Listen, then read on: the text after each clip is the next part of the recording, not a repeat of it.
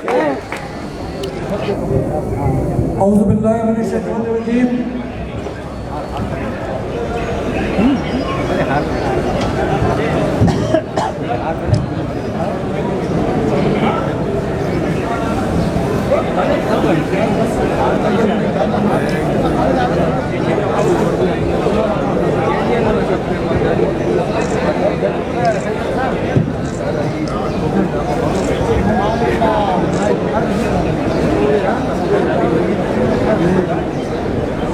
اعوذ باللہ من الشیطان الرجیم بسم اللہ الرحمن الرحیم.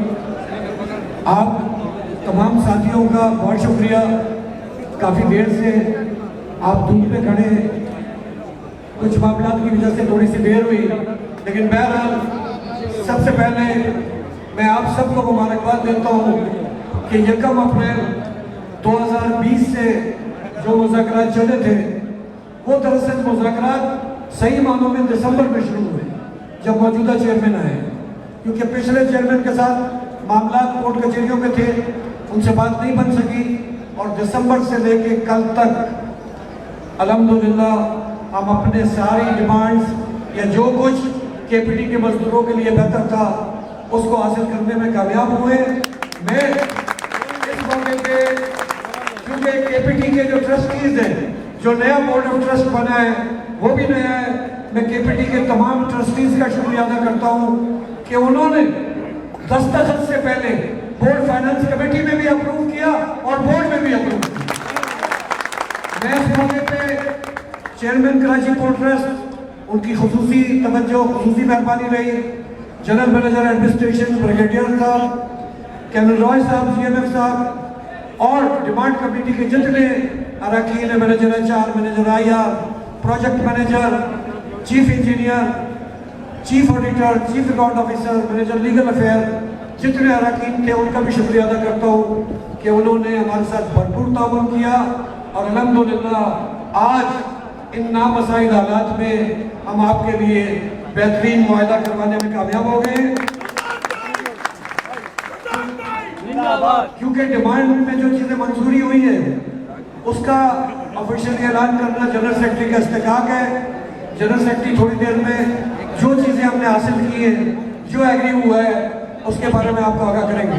لیکن چند باتیں جو بہت ضروری ہیں کہ جب ہم نے مذاکرات شروع کیے بدقسمتی سے پوری دنیا میں اور اس ملک میں کووڈ کی صورتحال ہوئی, اور کووڈ کی صورتحال کی وجہ سے پوری دنیا کی معیشت متاثر ہوئی, جس کے نتیجے میں کراچی پورٹ پہ جو کارگو ہینڈلنگ ہے, جو شپنگ ایکٹیویٹی ہے, وہ بھی متاثر ہوئی. لیکن الحمدللہ 1 سال کے 4 کوارٹر ہوتے ہیں. پہلا کوارٹر ہوتا ہے مارچ سے لے کے جون تک کا, پھر ہوتا ہے جون سے لے کے 3 مہینے ستمبر, پھر اس کے بعد دسمبر, اور دسمبر سے لے کے چوتھا کوارٹر ہوتا ہے جو 2021 میں مارچ میں ختم ہوا. آخری تینوں کوارٹر میں اس کراچی پورٹ پہ اتنے جہاز آئے جس میں خاص طور پہ گندم, چینی اور وہ کارگو آیا کہ کے پی ٹی کا ریونیو بڑھا. جب ہم نے ڈیمانڈ جمع کرائی تھی, آپ یقین کریں کہ کے پی ٹی کی بیلنس شیٹ میں 70 کروڑ روپے کا خسارہ تھا, 70 کروڑ کا خسارہ تھا.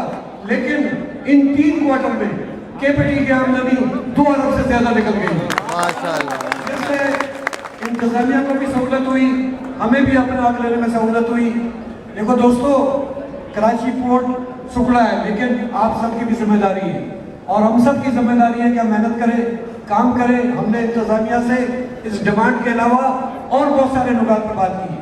ہم نے کرافٹ کی بھی بات کی ہے کہ یہ ٹگ بھی ہونے چاہیے, پائلٹ بورڈ بھی ہونے چاہیے, ٹریجر بھی ہونے چاہیے, پارٹنر بھی ہونے چاہیے, ہمارا واٹس ایپ بھی چلنا چاہیے, ہماری کارگو ہینڈلنگ ایکٹیویٹی بھی بڑھنی چاہیے. اور سب سے بڑھ کے دوستو, کیونکہ کے پی ٹی میں مسلسل ہر 2 سال کے بعد ہم ڈیمانڈ لیتے ہیں, ہمارے اخراجات بڑھتے ہیں, کے پی ٹی کی آمدنی میں کوئی اضافہ نہیں ہوا. ہم نے انتظامیہ کو یہ واضح طور پہ کہا ہے کہ آپ کے پی ٹی کی آمدنی میں اضافہ کریں, کے پی ٹی کا ٹیرف بڑھائیں.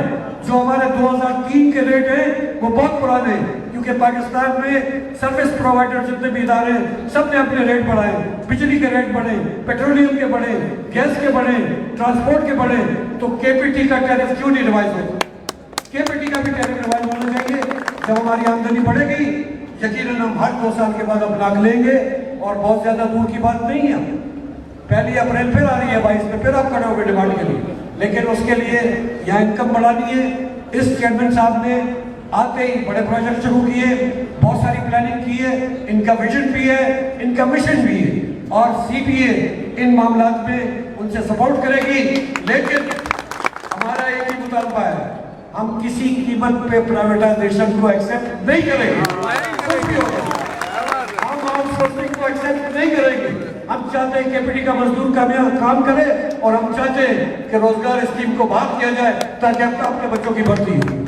हमने हर चीज को तहफ़्फ़ुज़ दिया। और एक बात आपको और बता दूं, 27 दुकान की इंतजामिया की काउंटर चार्टर ऑफ डिमांड थी, 27 दुकान की, हमने इनकी एक भी बात नहीं मानी, हमने अपना वायदा करवाया। मैं बातें ज्यादा नहीं करूंगा क्योंकि आप लोगों का इंतजार है मिर्जा नवीद बेग और दूसरे साथियों की बातें सुनने का। तो आपका बहुत बहुत शुक्रिया। इसी तरह इत्तेफाक रखें, एहतियात रखें, इंशाल्लाह कामयाब आगे भी। और एक पॉइंट और है, हाउसिंग पे भी हमारी बड़ी तफसीली बात हुई। हमने कहा हाउसिंग के लिए अफसरान और मुलाजमीन की यकसा पॉलिसी होनी चाहिए। सुप्रीम कोर्ट का फैसला अपनी जगह, लेकिन जब प्लाटों की मकानों की बात होती है, अफसरान के साथ मुलाजमीन को भी शामिल किया जाए।